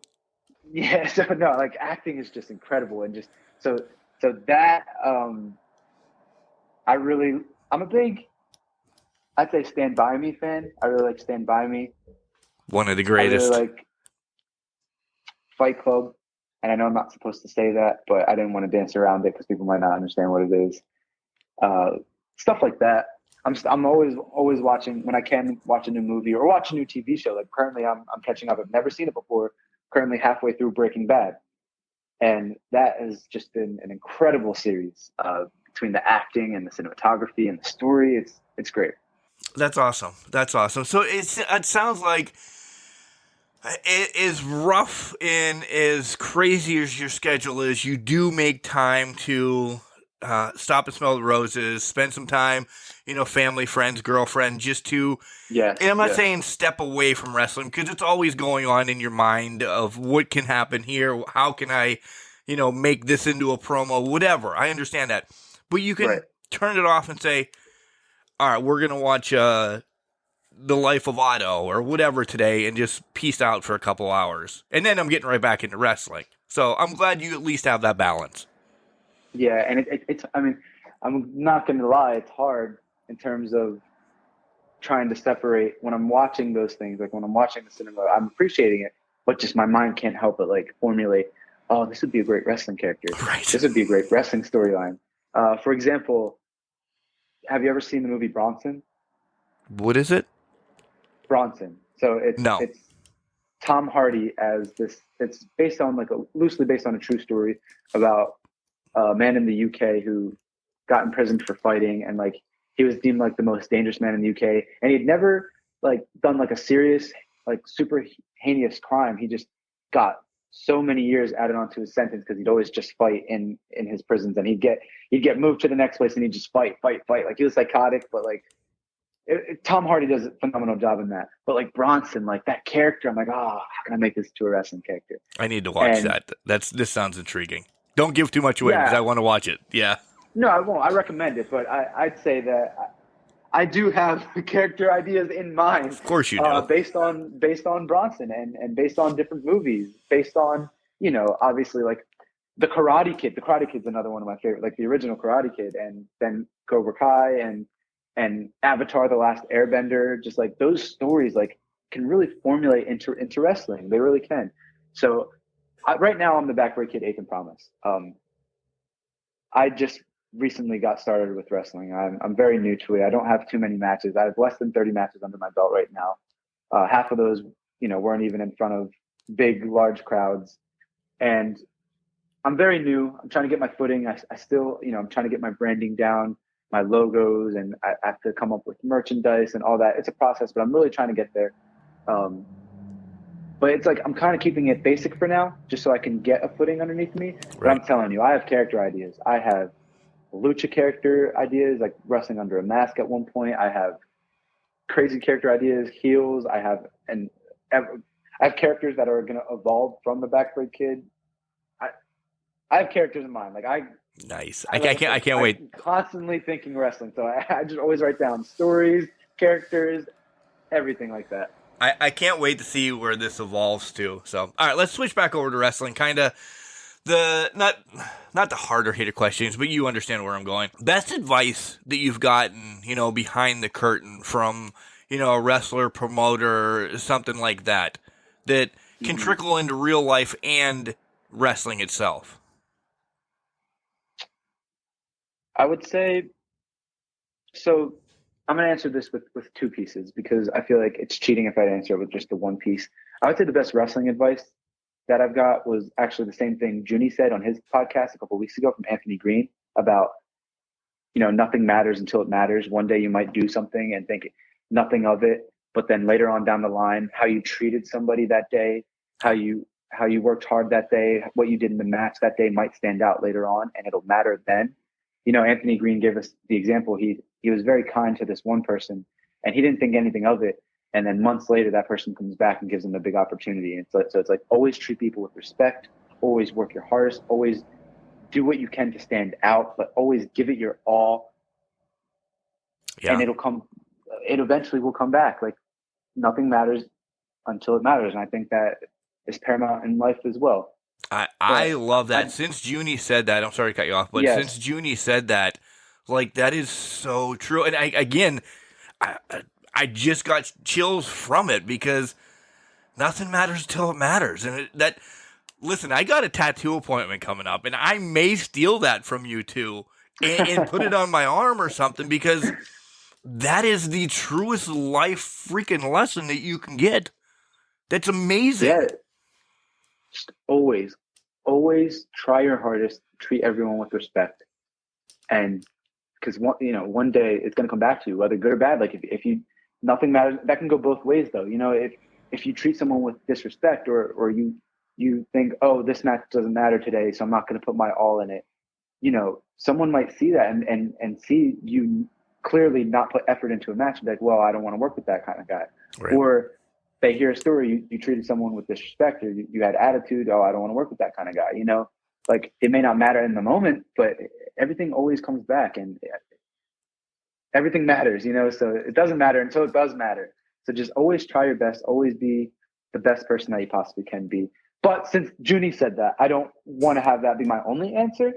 However, that's my best probably advice that I got in wrestling. There's a lot of great advice, but I think that stands out. In terms of out of wrestling, this is a quote from Eagles quarterback Jalen Hurts, and it was right after the Super Bowl loss. They lost to the Kansas City Chiefs, and he was asked by a young fan. He said, how are you gonna let this affect you? What are you gonna do from here on out? How do you feel about this? And this quote was just fantastic. And since then, it's only been a couple of months, but since then, it's like, wow, like, this is one of the greatest pieces of advice I think I've ever heard in my life, just through and through. So he said, I think the beautiful part about it is everyone experiences different pains. Everyone experiences different agonies of life, but you decide if you want to learn from it. You decide if you want that to be a teachable moment. I know I do. And from there, I was like, man, like basically you win and you learn. There's no losing in life. So when something doesn't go right in a match, in a promo, in an angle, or anything, your day-to-day job, you can win, you can do your best, and it could go very well. But if it doesn't, that's a teachable moment. That is a teachable moment. You can learn from that. You never truly lose in life. Right. And that's something like, if I feel like I didn't do as well as I could have, or something went wrong in a match, or I look back in a match and I beat myself up and it's like, man, this match like sucked. It's like, I try not to get too hard on myself, because it's like, what did I do wrong, or not even necessarily wrong? What can I do better? Right. And like, there will always be that in life. Always, no matter what you do, you can always do something better. You can always improve little by little. You can always learn. And I'm a big proponent of learning. Like I said earlier, you should never be satisfied. You should never be complacent. You should always strive to learn. That 1%, I believe I said it on Junies too. If you're 1% better today, you're 1% better tomorrow. And 1% is minuscule in life, but it can change your outlook, your family's outlook, your next door neighbor, the guy at the grocery store. If just that 1%, and if it's just the way that you smile different today than tomorrow, it's all in your head, and it just keeps building and building and building. And then that 1% is 1,000,000% in a couple days. So, correct. Yeah. And I think that's great advice, just life advice in general, and especially for wrestlers that are just starting out. If you feel like you have a match and something went wrong, because it's going to happen, especially when you first start out. If something went wrong, don't beat yourself up over it. Obviously, yeah, you wish it had gone better, but like rewatch it, and say, oh, this is what went wrong. Next time I can do this better. Or even if nothing went wrong, but like you didn't emote enough, your facials weren't good enough, your body language wasn't good, you didn't sell quite good enough. Like you can rewatch that and say, oh, this is a learning experience. Like I see now that I can sell better in this scenario. When someone slams me this way, I can sell this way, and that's I'm learning this. Everything's a teachable moment. So I think that's very important for people to know. Agreed. This is my favorite question I ask. That's not really about you or about anything. Even though you're young into the business, you've been around it for your whole life, so you've seen the changes, and you know that more needs to change. But if you could change one thing in wrestling right now, whatever it needs to be, I don't have to throw them at you because you know some of them. What do you want out of wrestling? Because there's still that stigma that it's dirty sometimes. Right. And that sucks, because it's not in places. Like, I'm working with a couple organizations that are freaking fantastic. But go ahead. I'm sorry. I would say, no, you're okay. All right, quick story real quick. My family is not the most supportive of it at all. My mom and my stepdad, they're like, okay, yeah, you can do it, but they don't come out and actively support. Like, they've been to maybe one of my matches. They don't want to watch my matches. They don't want to see me, quote unquote, get beat up and hurt myself. My mom's like, oh, I can't watch because I need to cover my eyes. But I just think she just doesn't like it in general. She doesn't think that it's going to lead anywhere. My grandparents, especially my grandmother, right? My grandmother, love her to death. She's very sweet, but she's like totally anti wrestling. And I'm sorry for all of this, by the way, too, because this hurts my heart now. It's okay. I mean, I I've learned to do the best I can without as much support. But the main reason why she's not so supportive of it is because of the stigma behind wrestling. Like she tells me like, you need to get out of that thing. It's dirty. There's bad people. She says like all they do is drugs and hook up and et cetera, et cetera. And the life on the road, if you want to have a family, you know, you're on the road too much and people are going to have you do bad things and they treat each other backstage. So she also got, all right. So here's another story. They live down by the beach somewhere in New Jersey. They live down by the beach. And Yeah, you don't have to give the address. Do not give the address. Their neighbor used to date Scotty Too Hottie. Wow. And okay. So, yes, crazy, right? So yeah, my grandmother's neighbor used to date Scotty Too Hottie. And one day we were talking with the neighbors and like, oh yeah, what are you doing? I was like, oh, I trained for pro wrestling. And like, oh, okay, I know about that. I'm like, oh no, not like like amateur wrestling, like the theatrical version. And she's like, yeah, I know about that. Trust me. Which kind of like gave me like a look, like, huh.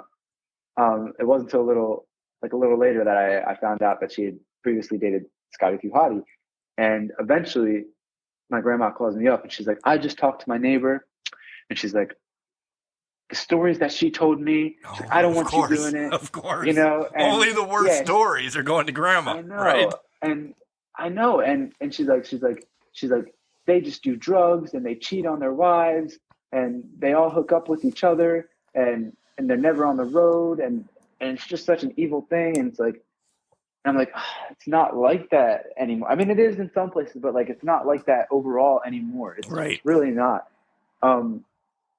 And it just, it hurts in terms of like people on the outside. So if they don't view it as fake, they view it as dirty. And it's tough sometimes to overcome that and to try to get that perspective out of their head and change their perspective on it.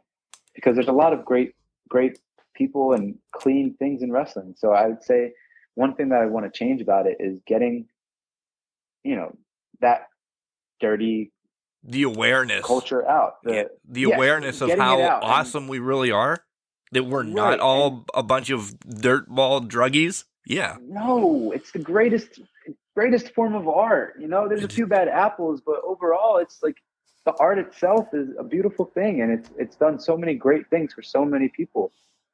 And just that perception of like, oh, it's just drugs and steroids, and it's like, no, like, get that out. Like, clean that up. Like, we don't need that, and we don't need that perception, because that's not what wrestling is. And a lot of people view it that way, and it's a shame. Moving ahead, what's goals for 2023? I know you said, let's round it. You have less than 30 matches underneath your belt right now. You're in school, so you got a lot of that going on. Mm-hmm. So is it maybe to get to 50 by the end of the year? Is it to transition 50, to... I know 50 is going to be easy. I'm being an idiot. Is it going to be to transition to other states? I mean, we're not taking over the world yet. Let's take the little bite of the apple. But what's the goals for 2023? Really establishing myself and my brand as much as possible. Like I said, I don't quite have merch yet. I don't quite have like an actual logo yet. But getting all that wrapped up and getting all that out there and just marketing, myself, my brand, my partners, my faction, and going as many places as we can and learning from as many people as we can. I know I've talked to the boys, the other Lost Boys, about potentially going to places like Houston and trying to train at Reality of Wrestling for a couple of weeks and New Texas Pro, and getting bookings out there and just learning from as many people as we can, maybe going down to Florida, maybe going to North Carolina, just trying to go all over, expand our footprint, expand the people that we learn under and the experience that we can get, and expand our brand just everywhere. We're centered out of the Northeast region right now, but we do some work in Vermont. We've done some work down in Georgia at AR Fox's school. So I think we can get to Houston and Reality of Wrestling, and we can go and tap into that Houston market and to some Florida markets and to some North Carolina markets, because Junie's from North Carolina. So hopefully we can get down there sometime this summer. just travel as much as possible, because I'll tell you what, that's one of the most beautiful things about wrestling as well. I'm a big proponent of traveling and living life, going places and meeting new people and experiencing new things. I heard it's actually a travel ad. I forget which one it is, but they really got me with it, because it's the guy says, "What are you going to remember at the end of your life? The things you didn't buy or the places you didn't go?" And it's like yeah, like for real. Ooh, Like, that's you want a to go great places, you know? ad. That's great marketing. That's just Yeah, it. no, Yeah. it's really stuck with me. Like I love that quote, and like I live by it. It's like go places, you know, see things, meet people. So travel as much as possible and establish my personal brand, Athan Promise. You know, the Backbreak Kid, Athan Promise. Get that brand out there, but then also establish the Lost Boys brand and do some great things with the Lost Boys, with Ryan, Junie, Miles, and start getting ourselves out there as a whole group. You tackled my. I'm sorry, because that's what I was actually going to ask you about the Lost Boys. Like, what's the goal for them and you guys? And I love that you guys want to travel as, and I'm saying the Lost Boys as a group and get that whole footprint out. Lost Boys looking for, not me, trust me, looking for new members in other territories to kind of make this a la like Bullet Club or Random NWO or something like that you can all come together at one point, take over territories or something like that. Is that a scheme that you guys have talked about? That's very interesting. That is Clearly not don't want to something give that. it. Oh, I was going to say, No, you're no. not going to give it away, but No, that's not something that we've actually discussed in terms of really expanding as we travel. But it's something that I think we can discuss, because we're very close. We trained together. We came up through training right. together. We're all great friends. So it's a very close knit thing. But I think expanding, like loosely expanding, to kind of just getting the brand out there. Like while we can travel with each other, yeah. If we add a member here, add a member there in different places, yeah, that might be smart. But if there's Smart. two You might be other, onto something, Mark. yeah, if there's two more dudes or dudettes that are, because I know it's the Lost Boys, but let's listen. It doesn't need to be boys, right? You No, could, it's right. all encompassing. Yeah, you could grab, Journey and Devlin, since we've mentioned them before, and maybe Right. they're elsewhere, or down in Texas. There's two other dudes that are really close. That when you're down there doing your marketing scheme and everything, you're like, hey, I know that you're Bob and Tom, the Wild Riders, but you're also associated with the Lost Boys now. That's another footprint that now they're the Lost Boys in Texas. Or I just think there's something there. Right. I really think there's something there, that it's a whole group that just continues to expand. Take over. Right. Yeah. That's smart. I get Yeah, 10% of that, by the way. 10% is now coming through Can Crushers, just to let you know this. We're very much trying to establish ourselves right now, but I'll tell you what, once we do establish ourselves here in the Northeast, I think expansion may be on the horizon, Mark, and I think you may be a part of that. Yeah. I think you can help us out with that. I kind of know this one, or at least one of many, so I want to know this across the board. I want to know independently, and then I want to know overall dream match. But as Manny Fernandez says, your dream match should change every 6 months, just because of the reality, this and what have you done. So give me your independent one now, and then give me your dream match of whomever, but I want stipulations where and all that. Can I cheat a little bit? You cannot say Miles. I will put that. I won't. Okay. That's fair. We actually, for those of you. No, don't bring it up, because I'm going to have something to say about that. Wait, you can, Okay. We can tackle Miles here in a second. Okay.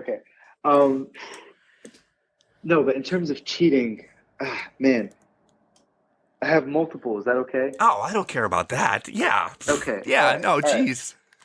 You can have 20. I don't care. I think first and foremost, in terms of independence, or maybe this hits overall, I don't know. But first and foremost, I think the match to have, realistically, of course, is with Will Ospreay in just a one-on-one match. Give us After 30 you minutes. gloated about him 20 minutes ago, I knew that was going to be your pick. So No, yeah, Will Ospreay. Who doesn't want to have a match with Will Ospreay? He's me, like I said, because he'll kill me. But okay.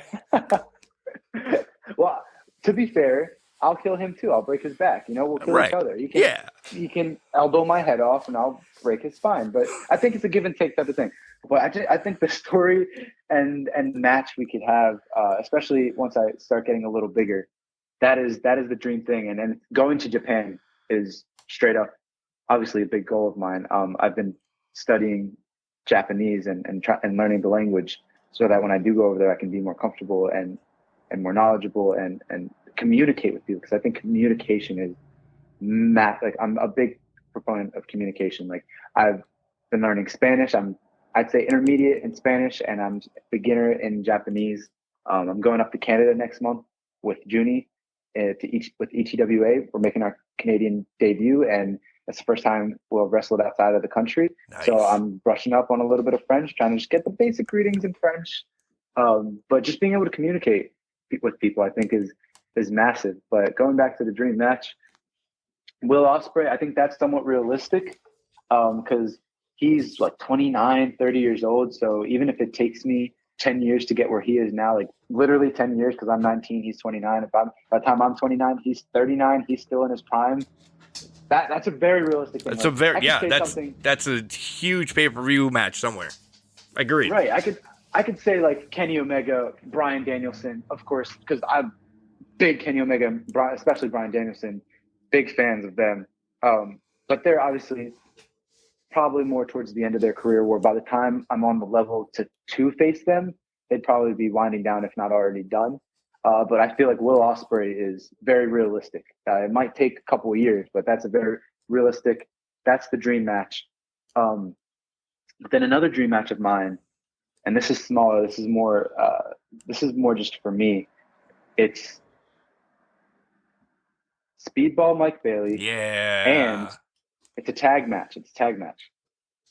Speedball Mike Bailey and Junie Underwood versus myself and a recently retired Avery Good, because Avery Good, Dasher Hatfield, he's trained me, and he's been a bit of a mentor for me.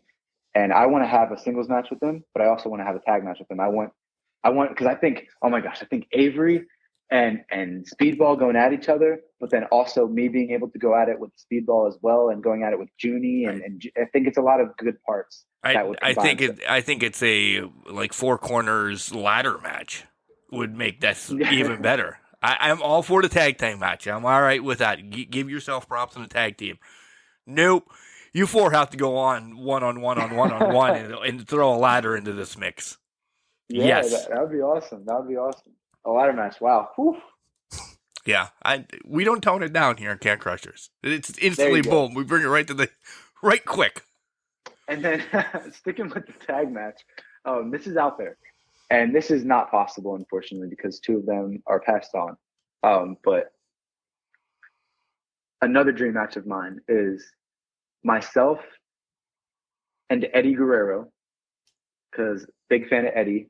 All these people that I'm mentioning are probably in my top 10 of all time. So Eddie and myself, we're both Hispanic. We got that swag going. I think I could shimmy my shoulders with him. Right. I think, the live cheat and steal. We're both smaller guys, but like coming out in your lowrider. Yeah, exactly. Like, oh my gosh, Viva la Raza, right? So like we would do that, and I think we would be great as a tag team. Versus the team of, and I don't think you would have ever thought that this would be a great team until I'm going to say it, but hear me out. Seth Rollins, because again, one of my favorites of all time, I'd love to get in the ring with him, and Macho Man Randy Savage. Oh no, I'm all for that. That would be a great tag team.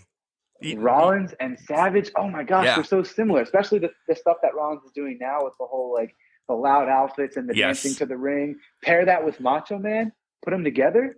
Oh, give them matching gear or something. Oh my gosh. Versus myself and Eddie, that's like, if I could have one match ever and bring people back to life and put them in their primes, that would be a beautiful thing for me. That would be the match. Just being in there with three of my all-time favorites, I think Eddie and I would be faces, and Savage and Rollins would be heels. I don't And know. then Maybe. Shawn Michaels too. Maybe. But that's not happening. Wow. All right. I do have one more before we get to your socials. Again, you're merchless, but we're working on that. We're not me. He is. Yes, But I am. have you, and I mean this wholeheartedly, this is why I saved it for last, so you can expand on this.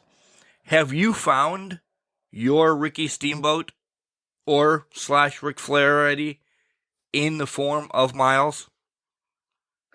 And I mean this wholeheartedly. The match you sent me, and then other things that I have found.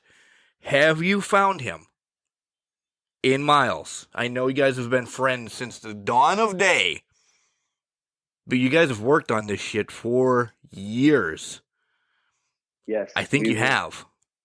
We were wrestling each other before we even started training for wrestling. So. Right. Yes, I think it's very comparable to Sami Zayn and Kevin Owens, I think. Yeah. I think he's going to be the one throughout my career where we're going to be partners at times, we're going to be enemies at times. We're going to be best friends at times, we're going to be worst rivals at times. And not that that's emulated our real life relationship, because we've been friends, we haven't been enemies at all, but we've been very competitive. And one thing that in real life has defined our relationship has probably been the competitiveness. Like, we always compete. It's always a competition between the two of us. It's always support. We always support each other, but it's always very competitive.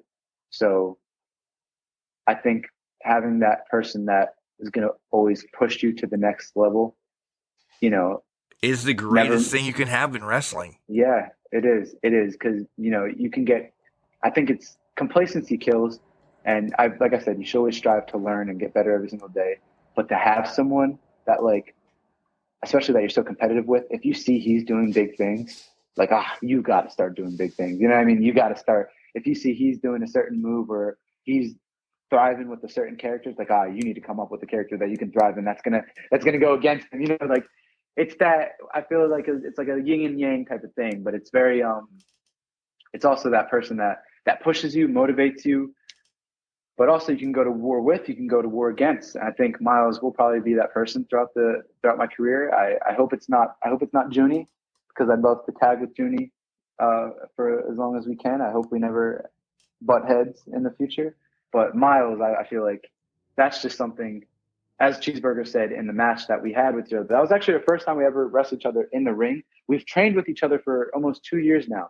We've never had a single practice match against each other, and this is and that's crazy. That's crazy. We're never, because our trainers, Sonny Defarge, for example, Sonny would never put us together because we knew each other so well, and he'd want us to work with different people. While we never worked with each other in the ring, he knew we did outside of the ring. He knew we did back in school and at home. So it's like he'd never put us together, and we'd never had a practice match or anything against each other. So. For those of you that don't know, the Worldwide Dojo does these Captured Lightning tapings. They're on YouTube. Please look up Worldwide Dojo on YouTube and find the Captured Lightning tapings. We have a little bit of a story going on. So it's been myself, Junie, and Ryan Rise. Ryan, we're talking a lot about Miles and a lot about Junie. Ryan is the best. Like, he is so funny, so great. He's the glue to the group. I'm telling you right now, he is the glue. He keeps us together. He keeps us all laughing. He's very smart. For goodness sakes, he calls himself the well-educated degenerate because he's a UPenn graduate. He's a very smart individual. And I think he's going to be great too. So for those of you that don't know, I've done trios with Junie and Ryan as the Lost Boys. But then recently Miles has gotten back he studied abroad in Japan for a little while. He came back and we finally had that match. We finally had the one-on-one match that we've never had before. So I think it was pretty good, but I'm looking forward to doing it again and again and again. It was great. If you guys have not watched it, get over there and watch it. Thank you. I appreciate that. I really do. And I felt it from there, and I'm like, this is his guy. It's so young in your career. And again, you sent me that, I don't know, weeks ago. And We didn't talk about this. We really did. I'll pull the wall down. We didn't talk about this. You have been bringing up Miles the whole show. This is more of a spotlight on Miles than it is on, I'm kidding, on you. So I'm You'll sitting. get him on eventually, and I think he'll talk about me too. Yeah. So it's all right. So this question has been sitting here thinking that he has no idea I'm going to ask him this. He has no idea. And then you have just reiterated it that, listen, it's that good of a match. And I'm not throwing shade or anything like this.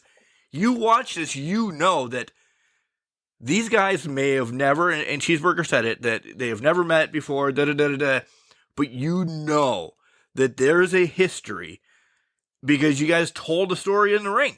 A first off, one-off match. It's not going to be one-off ever again. This is going to happen over and over and over. No, yeah.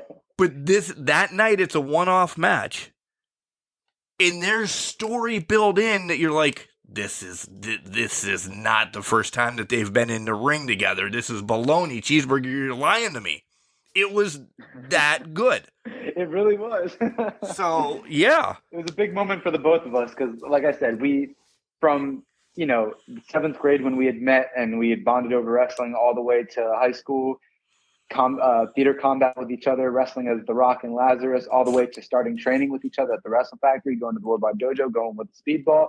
All throughout that, we've never had just a practice match together. So it was a very special thing for the both of us. And yeah, I thought it came out pretty decently. So I can't wait until we run it back again and again, but with more time and in front of an audience, in front of a large crowd. And a blonde streak in your hair. Well, at that point, I think I might need a curb stomp him. Right? You're not setting it up nicely for him. No. He has not been on the show yet. I can hate him right now. I'm kidding. No, yeah, I agree with you. I do think that we will be connected to each other for a long time to come. And that's before I knew that you guys were friends. Yes, and he's doing his great thing. Junie's doing his great thing. Ryan's doing his great thing. I think together, though, the sum obviously is the greatest thing. So, yeah, all these parts coming together. The Lost Boys, growing, and growing. We need factions of the Lost Boys all over. Yes, I think you will be. But yeah, and then speaking of the Lost Boys and Capture the Lightning, there's going to be a story going on. So please watch that match between myself and Miles, and then stay tuned because in the coming weeks, there's going to be more to that story. I think if you were to watch it, you can kind of see some. Junie doesn't really like Miles all that much. I'll put it that way. All right, stop. You're giving it away. You're giving it away. No, I mean, if you watch the match with us, you can kind of see there's a little bit of tension between them. I don't know why. Maybe you'll find out why. But yeah, I think it's going to be a great story. So. All right, give your socials. And did I forget anything? I think we tied everything up pretty nicely together. I apologize. It kind of went everywhere at some point. Listen, Can Crusher fans know that there's times, and I'm not saying that this was a shit show because you kept it in line. There's times that I'm like, hey, how old are you? Wait, you started wrestling when? It just depends on my mind. You did a great job. You just told us I was just here today. Thank you.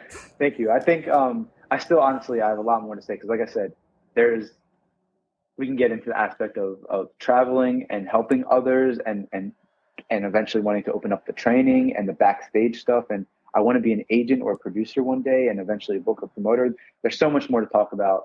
And so much more with the Lost Boys. And growing up. Yeah. And then the Lost Boys too. That can be a podcast in itself, honestly. Growing up, we can meet up. And I'm not guaranteeing a time or place at any time soon, but I would love to just have all of you guys just randomly just going off on the podcast, getting your own energy. Fantastic. We eventually like podcasts. I think we eventually want to try to get a podcast going, and a lot of different media things going that we're working on. So again, stay tuned because I think that's the goal. 2023 to really establish myself as an individual, as Athan Promise, but establish the group, the Lost Boys. I think you'll see some great things in the near future. So yeah, maybe we can come on as a group. That would be awesome. Maybe we can get each individual on. Maybe come on as a group. And just take over Can Crushers. It'll be the Lost Boys sponsored by Can Crushers.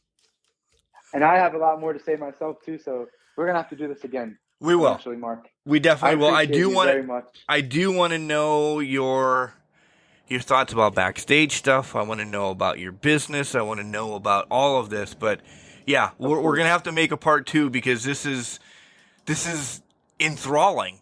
But we can't give it all away at once. We're just giving the main event away real quick. We need to keep teasing them. Yep. And this is just the tip of the iceberg. I think there's a lot more between the 4 of us and myself. Just like I said, I can talk wrestling all day long. It's been my entire life. So we can go through phases of my life and talk about how wrestling has evolved. I'm talking, there's times where in 7th grade, I moved to a new school. I bounced around all growing up. I bounced around. I hadn't stayed in one town for more than 2 years, for like from kindergarten all the way to 8th grade. Yeah, so it was a lot of moving. Maybe we're scheduling this one real quick then, because yeah. Yeah, I mean, it was a lot of moving, but the one key thing, the one consistent thing was always wrestling. And I wore it on my sleeve. I'm telling you, I wore it on my sleeve. Wrestling was always a part of me, and anyone that knew me knew I was the wrestling guy. Like, I was the wrestling kid. And people respected that because I would frame it in like a way that like I very much, respect is important to me. So I'd tell them, I'd explain what wrestling is, what it means to me. And I'd be like, hey, like, this is what it is. And I'm unapologetically a wrestling fan and will be a wrestler one day. And so all of my best friends growing up in life have always been, I've put them on to wrestling, like that, the kid Justin we were talking about earlier, the kid Tyler that I would wrestle with in middle school, like I put them on to wrestling and we just bonded over it. It's always been wrestling. In 7th grade, when I moved to a new place, the town Miles and I met, that's the town that I moved to. I was very new, but how did I fit in? Wrestling. And I know that sounds weird, but I would just use it. I would exude charisma. I would just like use wrestling to just be bold and be charismatic. I'd walk into a room and throw my arms out to the side like AJ Styles does, and it's like, I'm here, like Athan is here, like wrestling. It's always been a thing. We could talk about how that's evolved throughout my life, how it helped me, how I've used it, and just my goals in the future. There's a lot to talk about, Mark.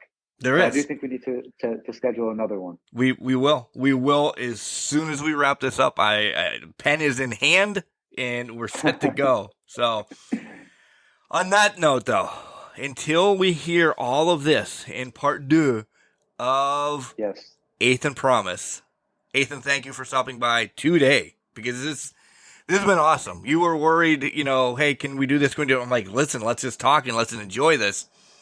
And this went by fast, and it was so much fun. It was a lot of fun. I appreciate you very much for having me on. And especially, I know I'm very self-aware. I understand I don't have the biggest following yet, but that's not what it's about, man. That's not what it's about. It's your story, right? And I appreciate that. I appreciate you spotlighting people who are very new into it. I mean, I know you've had some vets on here before, but like Junie, Journey, myself. Thank you.